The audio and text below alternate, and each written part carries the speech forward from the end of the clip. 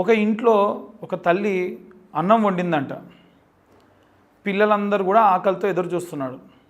దాంట్లో పిల్లవాడు వచ్చి, అమ్మ నాకు ఆకలి బాగా వేస్తుంది, అన్నం పెట్టు అంటే, ఇప్పుడే వండే కదా నాన్న, వేడిగా ఉంటుంది, కొంచెం సేపు ఆగు అని చెబితే ఆ తల్లిని విపరీతంగా కొట్టాడట ఆ వేడి వేడి అన్నాన్ని ముట్టుకోవడానికి. ఇప్పుడు ఆ తల్లి చెప్పకుండా ఉంటే వెళ్ళి తిను అంటే ఏమవుతుంది? ఆ పిల్లవాడి చెయ్యి కాలుతుంది. వద్దురా నాయన నీ చెయ్యి కాలుతుంది అని చెప్పినందుకు తల్లినే కొట్టాడట. ఇప్పుడు ఇక్కడ తప్పెవరిది? ఆకలితో ఉన్న పిల్లవాడిదా అంటే కాదు, అడ్డు చెప్పిన తల్లిదా అంటే కాదు. కానీ ఆకలితో తొందరపాటుగా అన్నం తినాలి అన్నటువంటి బాధతో తల్లి మీద చేయి చేసుకోవడం తప్పు.